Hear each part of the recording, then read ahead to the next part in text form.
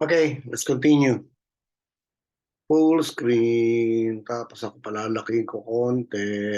Wait, sorry. Baguhan tayo. Tao lang. Tao buisit. Net 25. On this side of the room, sir, we have June Soriao of UNTV. By the way, this is part 2. So, i-upload ko lang to sa part 1 and part 2 sa YouTube, no? Good afternoon, Mr. President. Good afternoon.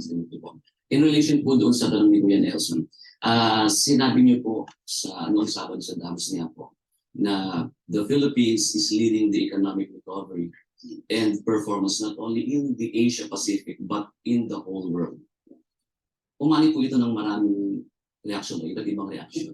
Diba? Saan po nakuha po yung datos para patunayan po yung mali na yun? Yung nabanggit ko, napakasimple. Pagka binabati tayo, ano lagi sinasabi sa akin pagka na nakakausap ako? Pag yung Anyway, boring again. Boring answer. Porque ito pinuri siya, yun yung datos. Pero ang kutsilyo,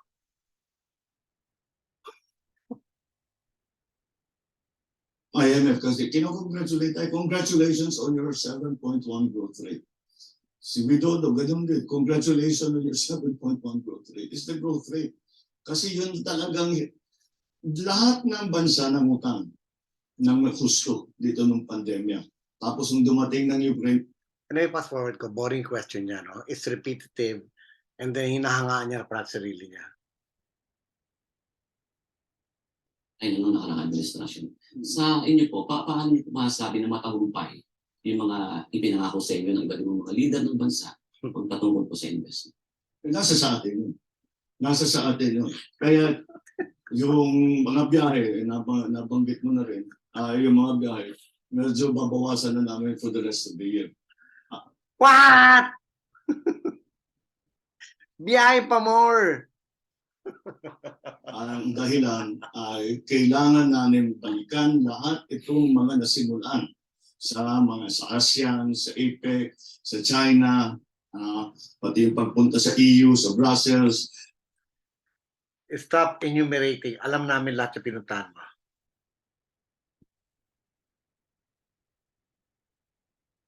It's also, to put, itong mga biyaheng ganito ay pagmamasdan ninyo yung mga meeting namin, tawag namin round table meeting sa mga negosyante. Magkikwento kami, sasabihin ng Pilipinas, ganitong ginagawa namin, binago namin meron kaming create law, maganda na mag-PPP, etc. etc. Okay.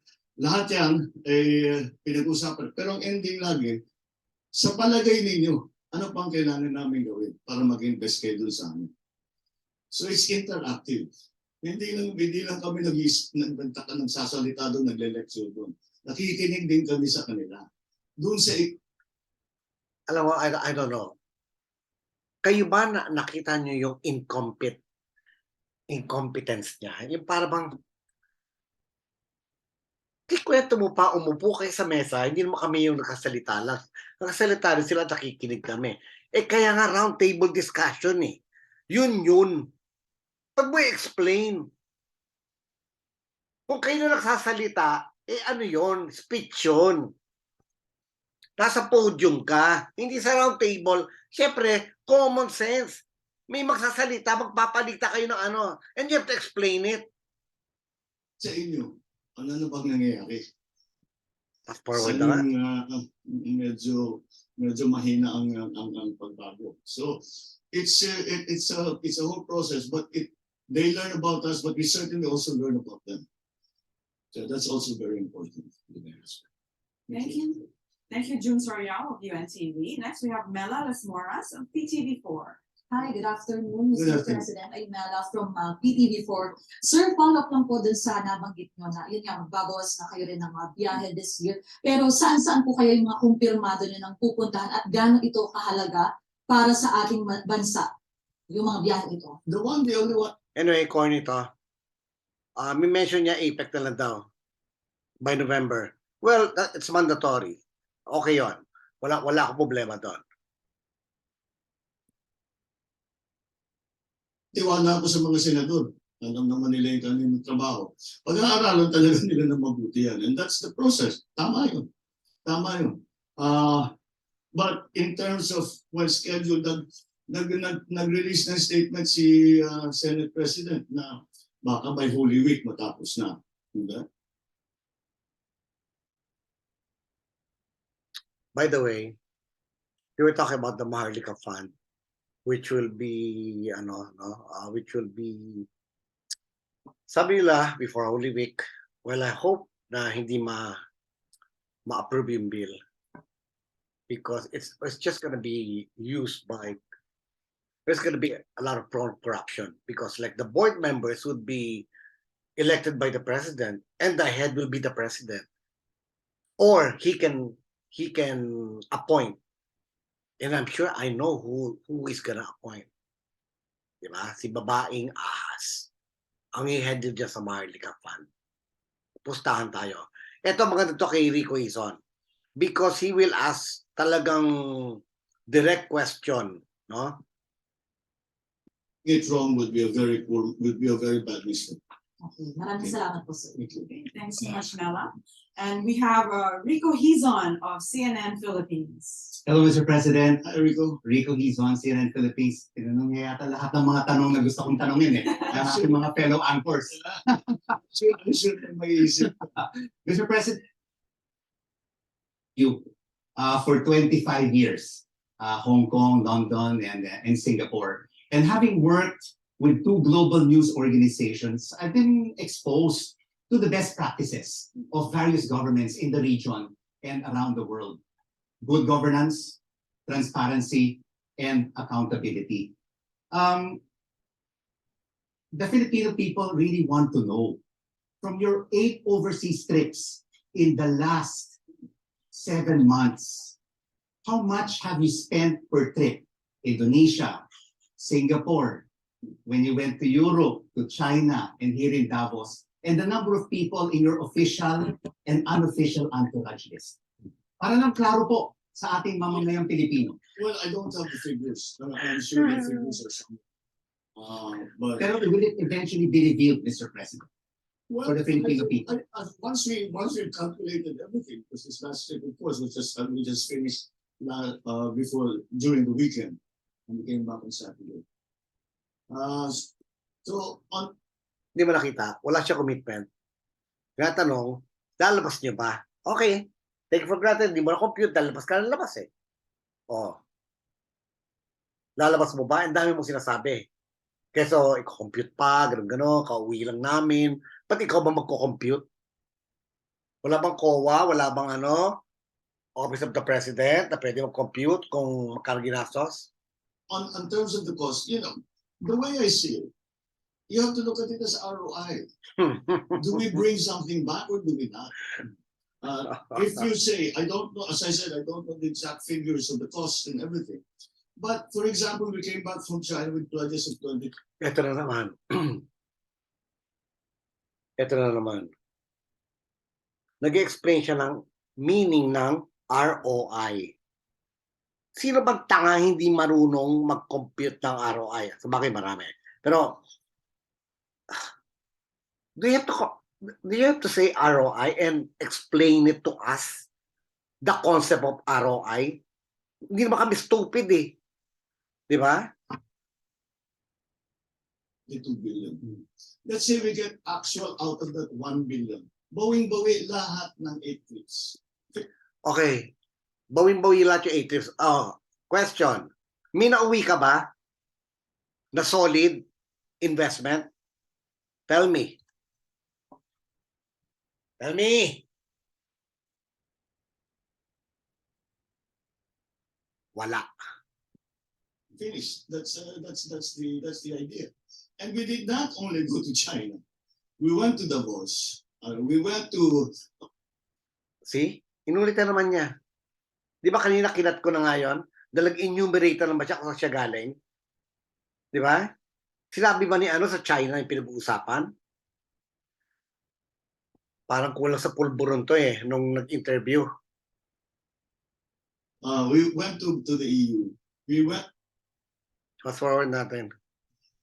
how much do you spend? How Baka much masuka do you get? kayo. And again, as I'm saying, if we get just one of the MOUs, isa lang. Napakahina naman natin if isa lang naman natin. Hindi namin ginagawa trabaho namin kung isa lang makuha natin. But sabihin na lang natin, isa lang ang makuha natin. Bawi na lahat ng trip ko. Pero Mr. Ulit. President, sinasabi rin ng mga kritiko that no matter how the government tries to invite invest to the country, but it's their of RNC,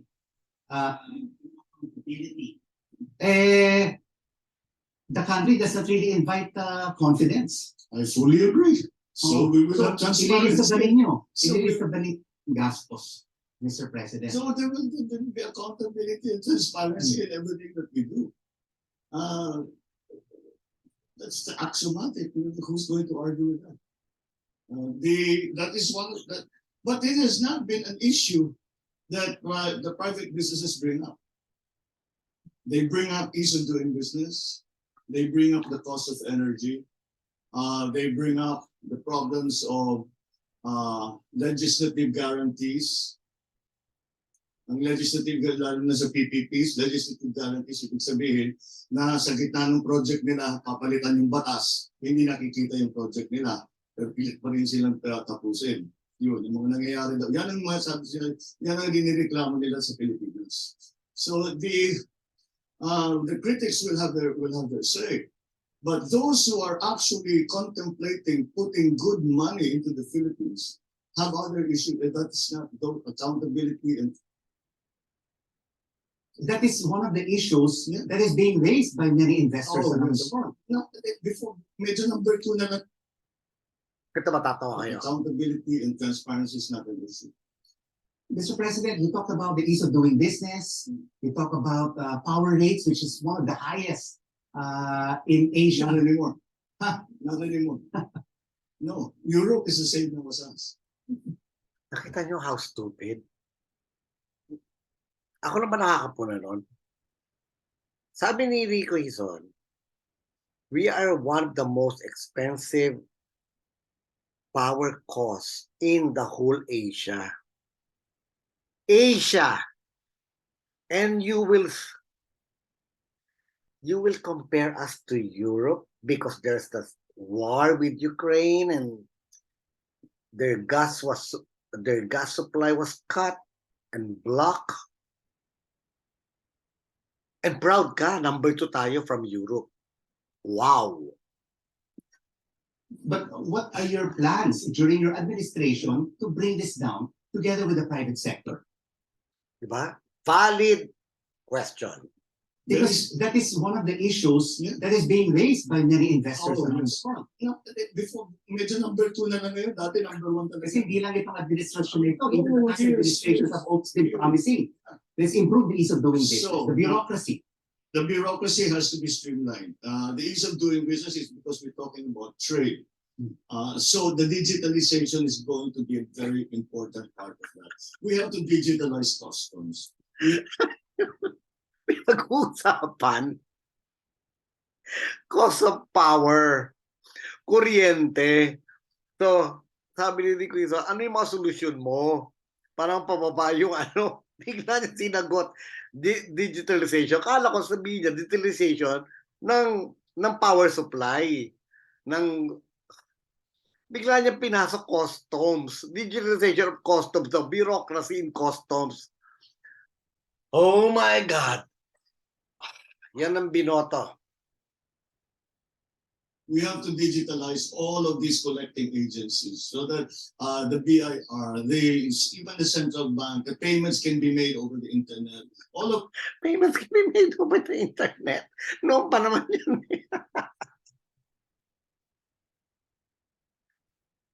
Oh my gosh. Ang pinag-uusapan kuryente. Diba? Hindi naman bureaucracy ang sinabi ni Rico Hizon. all of those things that we don't do now. We have to remove the discretion. Madami rin It's kasi. just, the thing is, kahit wala kang kausap na tao, nagagawa mo yung kailangan mo. Makuha mo yung lisensya mo, makuha mo yung permit mo, makapagbayad ka nung whatever it is, ng fee, whatever it is to get your papers, whatever it is. So we came up against a very disturbing finding here in the Philippines. The ordinary Filipinos who have connectivity talk to every aspect of their lives through the internet, to the school of the children, to their business, to their friends. And the only entity that they do not talk to over the internet is the government, because the government is not digitalized.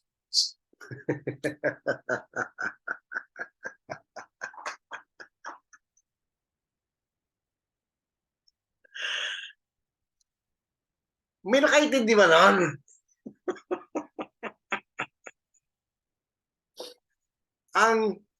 May na-discover daw siya. May na-discover daw siya na lahat daw pinag-uusapan natin sa internet. Personal issues, artista, chismis, ang hindi na pinag-uusapan is government. Dahil daw yung government hindi online. Oh gosh, isn't that the most stupid thing I heard? Hindi pinag-uusapan ng government. Kailan hindi pinag-uusapan ng government? Kaya ang daming vloggers eh. Di ba? Kaya nga sumikat yung mga vloggers, pati sa kampanya mo eh. They're talking about the government. Dapat ano kinalaman na biglang naging hindi, ang government hindi online. Di ba? Oh. Eh, problema mo dapat yun eh. Presidente ka, di sana nagsabi ka ng batas, i-digitalize lahat ang payment. Di ba? Pati sa registration ng mga amilyar. Di ba? Pati hindi online yan. Di ba? Stupid eh. So let's digitalize the government, and that will take us a long way to helping in the ease of doing. Hindi ko kaya. Pass forward na. Start. Anything this government starts, we will not see the end. Ang nuclear power plant, 6 years, 7 years. Ang floating wind turbine, 6 years, 7 years. Ganun din. Anything is 6 years, 7 years. But we have... No, it's not.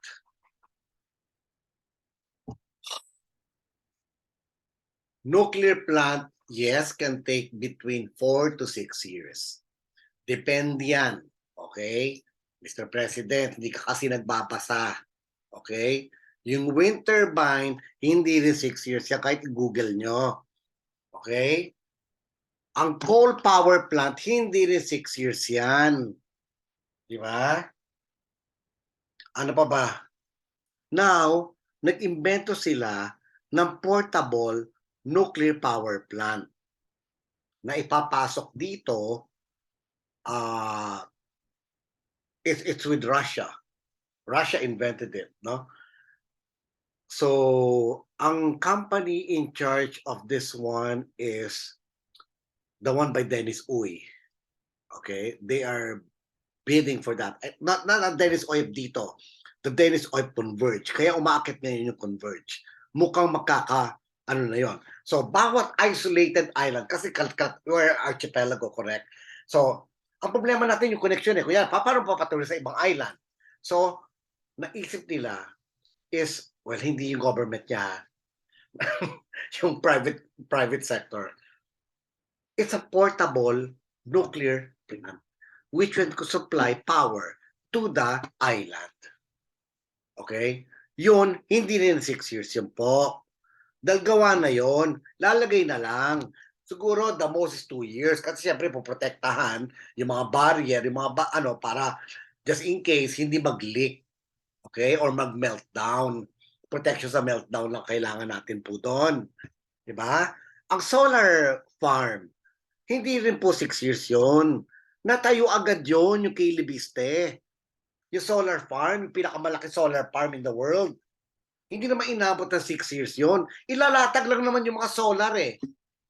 Yung solar panels eh. Lalagyan mo lang ng mga brackets yun eh.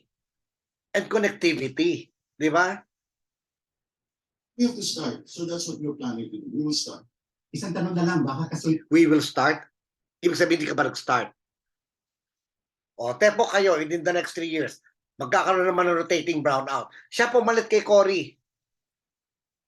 Kasi hindi na ako nakakatanong eh. Mr. President, ang ating utang 13.6 trillion pesos, ang taas-taas. And our debt to service ratio is more than 60%. Paano natin po ipababa ito? Eto, makinig kayo ha. Naintindihan niyo yung question? Yung debt to service ratio, meaning, ang utang mo, for example, is 10 million.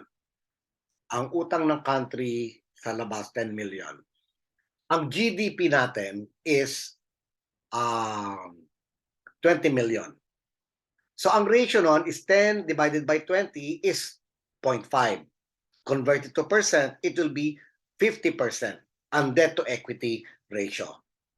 It's based on the GDP. Magkano ang napoproduce ng Pilipinas sa buong taon? Yun yung GDP, Gross Domestic Product. Yung ginagastos mo sa restaurant, bilang lahat yun. Okay? Pakinggan niyo yung sagot niya. Magatalino ito.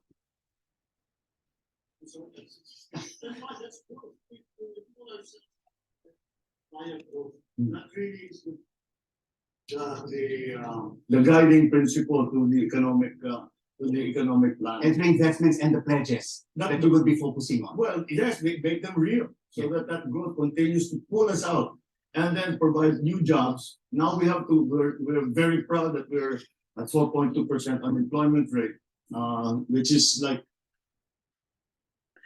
Bababa daw yung GDP ratio kung magkikreate siya ng job. you cannot have a recession if your employment rate is that low. But despite that, we still have to make the jobs more higher quality. We have to make them better. Napunta sa job creation at pinuri na naman niya sarili niya na mababa daw yung unemployment rate. Alam mo kung ba't bumaba yung unemployment rate, Mr. President? Kasi po, nagkukulang na ng tao sa Canada, sa Australia, sa US, sa Europe.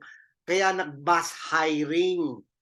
Alam mo ba ngayon sa Canada o sa Australia, or sa Australia, I think Australia, yung apple picker, wala nang qualification, mag-apply ka lang, tanggap ka na. Migrant ka, ang sweldo mo is, I forgot,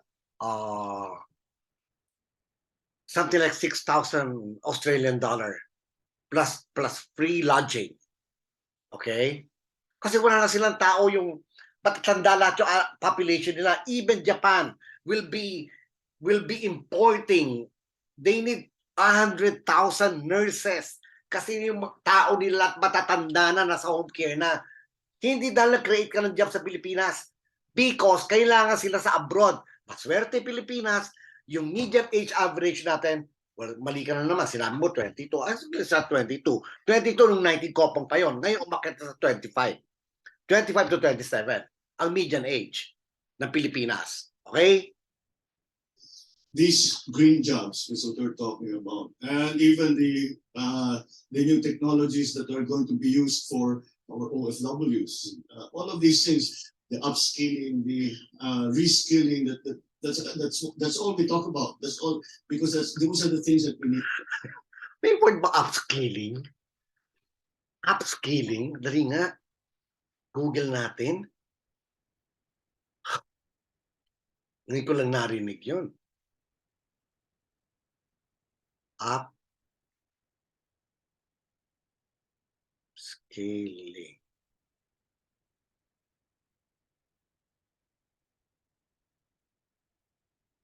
Upscaling. Okay. Meron naman, upscaling. The action of increasing the size of improving the quality of something. Okay.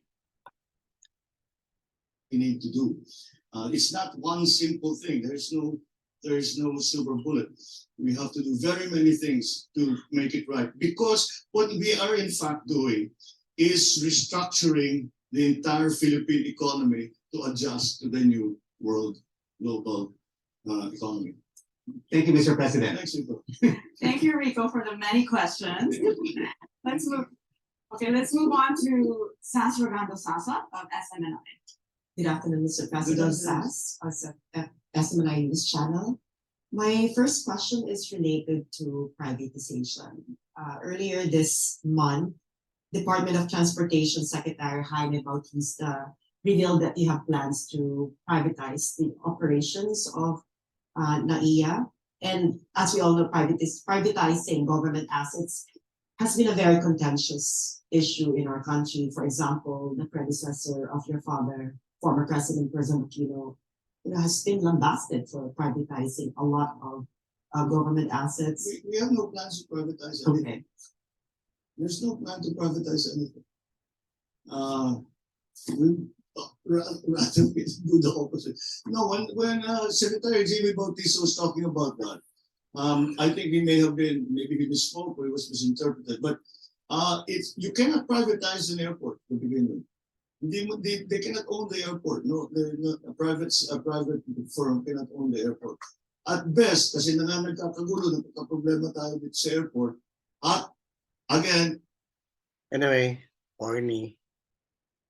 Number one, yung tanong ng isa, sinabi nga nung privatize the operation, hindi sinabing privatize the lot of the airport. Sinagot naman ni BBM.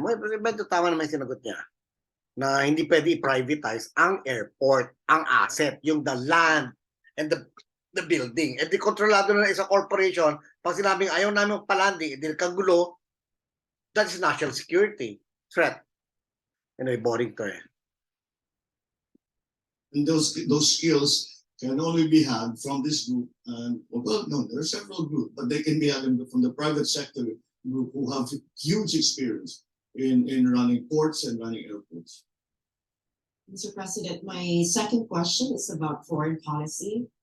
You have been very clear and emphatic since the start of your administration that you're going to continue the foreign policy doctrine of your predecessor, the friend to all, enemy to none foreign policy doctrine of That non-aligned treaty was created between several nations who said that we no longer Corny. came to the agreement that at the very least in ASEAN, in the Asia Pacific region, the future of the region must be decided by those in the region, not by some outside power. And so I think the idea, I do not know the That's format, correct. I do not Pero know natin to any elaborate. formal. President, how do you intend to resolve the seeming disconnect between what gets agreed upon at your level, at the top level, and what gets implemented out at sea? I know you said there is no compromise yet, but in the meantime, our fishermen are being prevented from engaging in their livelihood. Well, I think the actions that are needed are really from the Chinese side, and that is because we do not send Coast Guard boats, and within 5 minutes we will have a decision. I hope. Repetition. Gumagamit daw ng kanyang pangalan para ma-appoint. Apparently, it has something to do with authenticity.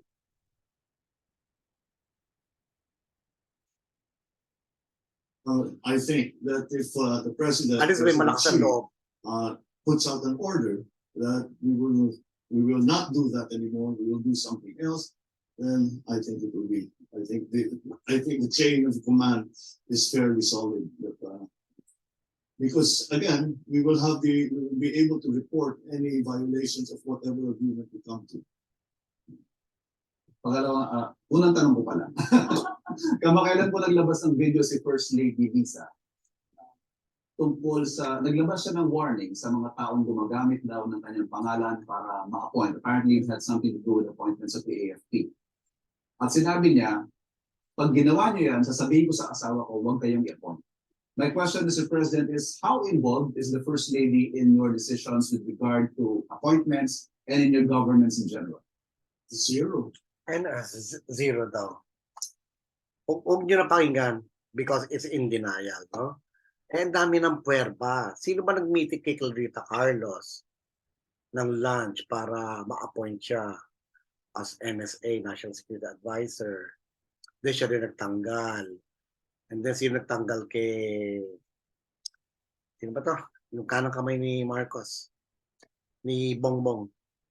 Si Vic Rodriguez. Diba? Pwede ba? Dito mo lang sa interview, malalaman mo sinungaling, incompetent, mali-mali sagot. Diba? Eh, good luck na rin sa Pilipinas. 7 months pa lang, katakot-takot na kaabirya na nangyari. Bumiyahe pa na 8 times. I don't know, GMA, I was hoping GMA can control him. I was hoping Sarah can control him. I was hoping Amy can control him or give him advices. Pero inotsyopwera ng isang babaeng ahas. Hindi nakapasok yung tatlo. Gloria Macapagal was supposed to be the Speaker of the House. Okay? Na-agreement na yun eh. Di ba? Natanggal. So ngayon, Consuelo de Bobo, sinasama lang siya sa foreign trip. Sinabi niya, secret weapon. Eh, syempre, yun naman matalino sa inyo eh. Si GMA eh. Di ba? Yun naman may utak doon eh. Well, of course, Sarah. Sarah, okay, hindi niyo napansin. Nung unang alis si Bongbong Marcos, very proud siya. Sarah will take over the government. Then all of a sudden, next trip, wala nang announcement kung sino maglilid ng government niya. Okay? Ang nakita ko lang dyan is, nung si Sarah kasi nag-take over, pinatawag niya lahat ng generals. At sinabi niya na kailangan ma-reinforce pa rin ang batas, the war on drugs, etc. I think doon sila nag-react. Na parang Sarah was trying na para bang, ano to, are you controlling the military? There's a lot of rumors about I don't want to say anything, but there's unrest in the military right now. That's the reason why pina-resign lahat ng generals and colonels.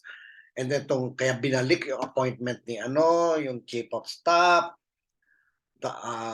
May mga gulo doon, no? May mga gulo. So, it's one serious threat that they have to think.